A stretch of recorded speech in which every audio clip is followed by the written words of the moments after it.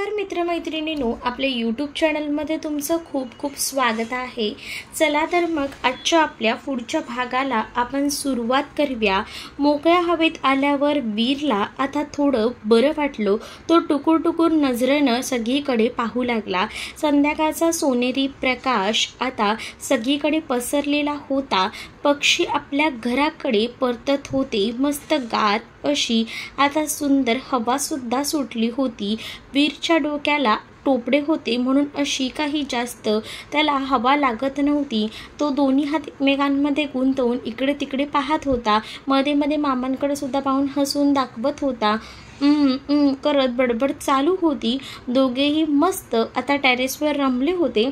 थोड्या वेळाने मामा आणि वीर खाली आले। वर टेरेसवर मामांसोबत खेळून आता वीर मस्त फ्रेश झाला होता।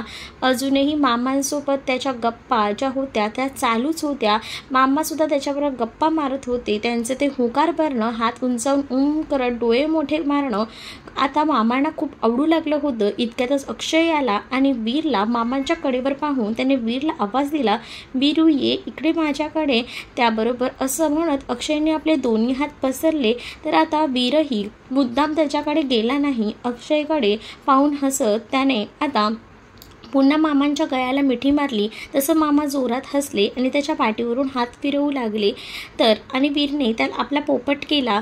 हे पाहून अक्षय नाराज झाला। अरे लब्बाड, तू ये परत माझ्याकडे, मग सांगतो असं म्हणाला। आणि त्यानंतर आता अक्षयचं बोलणं ऐकून वीर खुदुखुदू हसू लागला आणि आपलं नाक गोळा करून मामांकडे पाहू लागला। तसे त्याचे नखरे पाहून मामा सुद्धा हसू लागले। तर मीरा शांत झाली होती। सारखं रुद्रचं बोलणं आठवत होतं। खरोखरच आता ते कोणाचं ऐकणार नाहीत हे ती नक्की शनिवारी न्यायला काय सांगू मामांना असं मनातच बडबडू लागली। आपल्याच विचारत होती। इतक्यात खेळून दमलेला वीर मामांच्या कडेवरून अंगडीला सोडू लागला। मीराकडे जशी त्याची नजर गेली तसा आणखीन चेकत चिडचिड करू लागला। तसं मामाने त्याला मीराकडे दिलं। मामी बाहेर आल्या आणि म्हणाल्या, मीरा त्याला दूध पाज आणि झोपून घे बरं, मग जेवायला बसू। तसं मामीचं बोलणं ऐकून मीराने वीरला आपल्याकडे घेतलं आणि रूममध्ये गेली। त्याला दूध पाजू लागली। तोही खूप वेळ झालं खेळत होता, त्यामुळे चांगलाच भुकावलेला होता। तिच्या पत्राशी खेळत तो लगेच दूध पिऊ लागला। इकडे मीरा मात्र अजूनही रुद्रच्या बोलण्याचा विचारात होती। वीर दूध पिऊन झोपला पण मीराचं काही लक्ष नव्हतं। तर खूप उशीर झाला। मीरा जेवायला आली नाही हे पाहून मामी रूममध्ये गेली आणि तिला हाक मारली तसं मीरा भानावर आली। मीरा, लक्ष कुठे आहे तुझं? लेकरू दूध पिऊन झोपलं सुद्धा आणि तू इथेच बसलीस, भूक नाही का लागली? तसं नाही मामी, तो आत्ताच झोपला आहे, त्याला व्यवस्थित झोपवून आता येणार होतेच, इतक्यात तूच आलीस बघ, बरं चल जेवायला, त्याला व्यवस्थित झोपव आणि चल। हो आलीस। मामी सर्वांना जेवायला काढायला बाहेर आली। मीराने सुद्धा वीरला व्यवस्थित झोपवून आता बाहेर आली। मामीने सर्वांना जेवायला वाढलं। सर्वजण जेवत होते। इतक्यातच मामा म्हणाले, अगं तुला सांगायचं विसरलो बघ। काय हो? मामी हातात घास घेत म्हणाली, अगं आज मीराच्या सासरच्या फोन आला होता। काय म्हणाले? काही नाही, त्यांच्या गावची जत्रा आहे पुढच्या आठवड्यात, तेव्हा मीराला घेऊन जातो म्हणाले। मग तुम्ही काय म्हणालात? मी म्हटलं तुमची सून आहे, केव्हाही नेऊ शकता। त्यावर त्यांनी लगेच रुद्र शनिवारी येईल म्हणाले मीराला न्यायला। हो का? बरं तेही खरं आहे, कधी ना कधी जावं तर लागणारच आहे। आता गावची जत्रा म्हटल्यावर आपण काय बोलणार? आपल्याला पण जत्रेचं निमंत्रण दिले। मी म्हणलो बघतो कसं जमतंय मग सांगतो। इकडे मामाचं बोलणं ऐकून मीराच्या डोक्यात प्रकाश पडला। ती मनातच म्हणूनच हे म्हणत होते, या शनिवारी न्यायला येणार म्हणून आता दृष्ट कुठले, किती काळजीत टाकलं मला, आणि मी सुद्धा बेडी। त्यांचा हट्ट पाहून घाबरून गेले। आबा काकांनी फोन केला असणार म्हणूनच हे न्यायला येत असणार। येऊ देत आता, आज मला इतकं छळलंय ना, आता मी सुद्धा खूप त्रास देणार आहे ह्यांना। माझी चेष्टा केली ना, आता बघाच तुम्ही। मीराला कळून आलं होतं रुद्रने तिला मुद्दाम यात्रेचं आणि आबा काकांच्या फोनचं सांगितलं नव्हतं। त्याने मुद्दाम त्याचा हट्ट आहे असं दाखवून तिला काळजीत पाडलं होतं। आणि हे सगळं काही कळल्याबरोबर मीरा आता खरंच रुद्रवर चिडली होती। आता तो न्यायला आल्यावर खरंच त्याचं काही खरं नव्हतं। तितक्यातच आता अक्षय म्हणाला, म्हणजे दीदी आता 4 दिवसात जाणार, जीजू न्यायला येणार तर? म्हटल्यावर वय आता जत्रा आहे म्हटल्यावर तर जायलाच नको का? त्यात वीरची पहिली जत्रा, मग त्याला देवीच्या पायावर ठेवायचं असेल म्हणून गावाकडून फोन आला असणार आहे, तेव्हा जायलाच पाहिजे तिला. मामी मीराकडे पाहत हसून जेवत म्हणाल्या. अक्षयने होकार भरला. सर्वांचं जेवण झालं. मामी आणि मीराने मिळून किचनमधलं सगळं काही आवरून घेतलं. सर्वजण झोपायला गेले. तिकडे रुद्रसुद्धा जेवण करून झोपायला आला. तितक्यातच त्याला मीराची आठवण आली. दुपारी त्याने केलेल्या तिच्या चेष्टेची त्याला आठवण झाली. आतापर्यंत तिला मामांकडून कळलं होतं असा विचार करत रुद्रने तिला कॉल लावला. पलीकडे रिंग जात होती पण मीरा कॉल उचलत नव्हती. ते पाहून तो मनोमन अजून ती जेवली नाही वाटतं असा विचार करू लागला. तर इकडे आता मीराने वीर झोपलेला पाहून पुन्हा फोन सायलेंटवर करून ठेवला होता आणि आता जेवून ती फोन पाहत बेडवर वीरच्या बाजूला आडवी पडली होती. वीर निवांत झोपला होता. तर मीराने बघताच रुद्रचा कॉल आलेला तिला दिसला. तसं मुद्दाम तिने आता कॉल उचलला नाही. रुद्रचा फोन कॉल आला. आता मात्र तिने तो उचलला का नाही, पण बोलली मात्र नाही. रागानेच तिच्या तोंडून आता फक्त हुकार निघाला. तिने कॉल उचलला आणि बोलत तर काहीच नाही, पण तिच्या हुकार करण्याच्या पद्धतीने रुद्रला कळून आलं की ती चिडली आहे ते. तर आता मात्र तो खूप जास्त चिंतेतच होता. त्याला कळत नव्हतं की काय झालं आहे. हॅलो बोलायचं नाही आहे का, यावर सुद्धा तिने फक्त हुकारच भरला. बोल ना, सांगितलं ना तुला मामाने सगळं, झालं ना आता तुझं कन्फ्युजन दूर, मग बोल पटकन. तरीही रुद्र पलीकडून म्हणाला. पण तरीही वीराचा राग काही जात नव्हता. ती लटक्या रागाने फक्त हुकार आता फक्त भरत होती आणि तिच्या अशा वागण्याने रुद्र आता वैतागला. ओके ठीक आहे, राग आलाय का तुला, चालेल राहा मग माहेरी, तुला जितके दिवस राहायचं आहे. मी नाही येणार आहे तुला आता न्यायला, जेव्हा मर्जी होईल तेव्हा तू ये इकडं, असं रुद्र चिडून म्हणाला. एकतर इतके दिवस तिकडे राहिली होतीस आणि आता तिला आणायला जायचं म्हणून तो खुश होता, पण आता तिचं असं वागणं पाहून तो खूप जास्त नाराज झाला होता.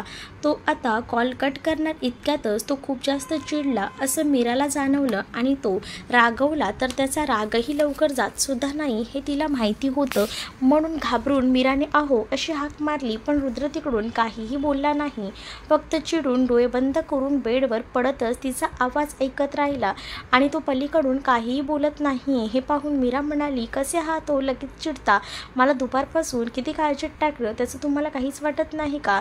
एकतर तुम्ही बोलल्यापासून मी त्याच्याच विचारात राहिलेली होती की दिवसभर, आणि तुम्ही मात्र आता माझ्यावर चिडत आहात. मीराचं बोलणं ऐकून इकडे त्याने कपाळावर आट्या घातल्या आणि तसाच किंचित पिळलेल्या सुरात म्हणाला, म्हणजे तुला इकडे याचं टेन्शन आलं होतं, याचा अर्थ तू अजूनही इकडे यायला तयार नाही आहेस का?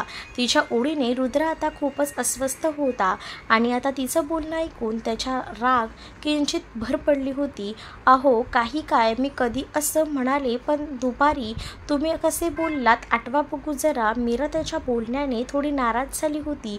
ती त्याला दुखावण्याचा विचार सुद्धा करू शकत नव्हती आणि रुद्र तिला रागाच्या भरात काहीही बोलू लागला होता म्हणून वाईट वाटत होतं. त्याच्या बोलण्याने मनावर जणू आघात होत होता. मी काय म्हणालो फक्त इतकंच की मी न्यायला येणार आहे लगेच, तू इतक्या काळजीत का पडलीस? मग रुद्रसुद्धा तिच्या बोलण्यानं आता हर्ट होत होता. अहो प्लीज शांत व्हा ना, का वाद घालत आहात? आता विनाकारण दुपारच्या बोलण्यावरून मला इतकं वाटलं की तुम्ही हट्टाने मला न्यायला येत आहात, मामांना न सांगता, म्हणून काळजीत होते. तिकडे येण्याला काळजी काही नाही आहे. मीराने त्याची समजूत काढत म्हटलं. तेव्हा कुठे रुद्र शांत झाला. आपण तिची चेष्टा केली आणि ती आपल्या हट्ट समजून काळजी करत राहिली याचं त्याला वाईट वाटलं होतं. इतकंच म्हणाला. थोडा वेळ आता दोघेही शांत राहिले.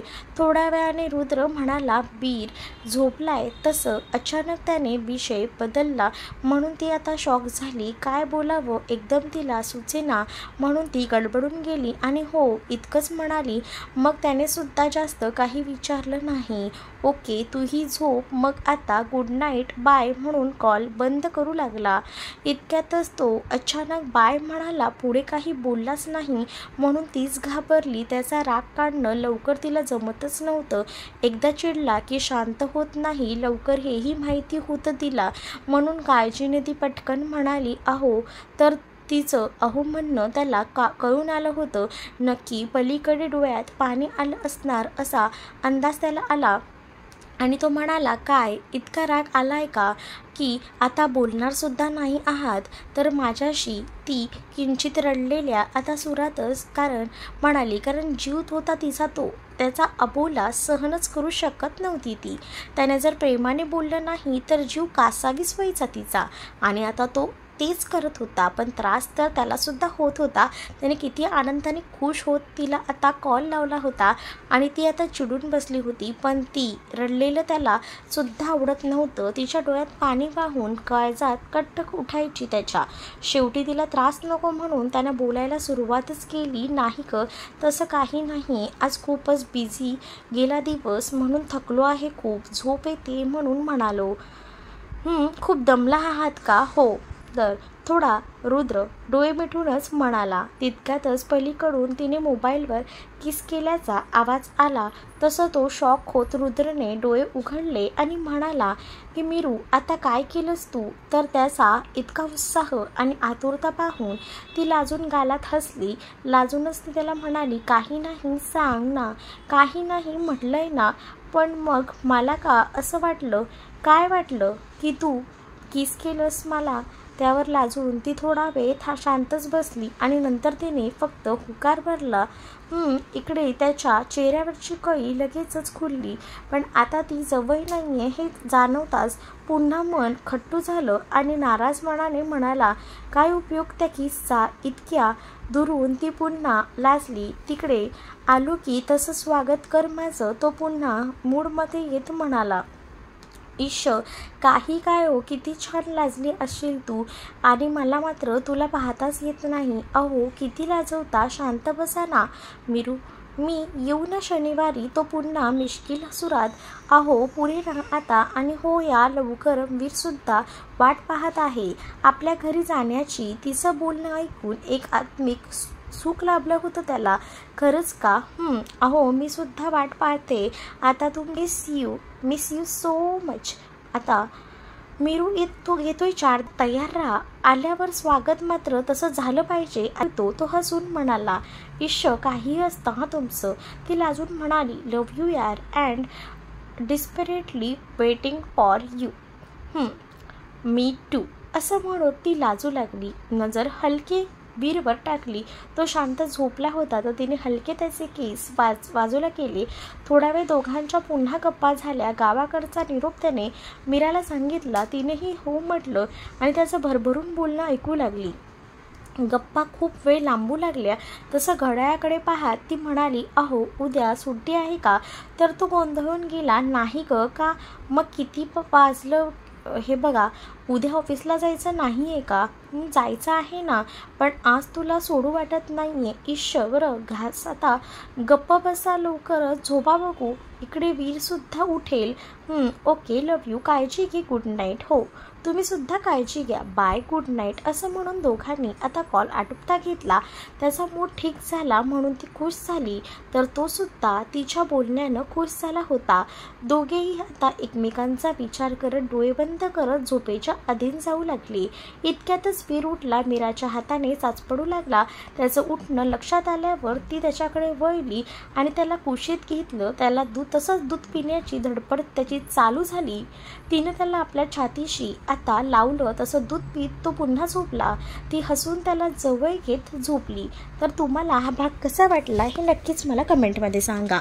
अशाच नवनवीन भागांसाठी चॅनलला सबस्क्राईब नक्कीच करा.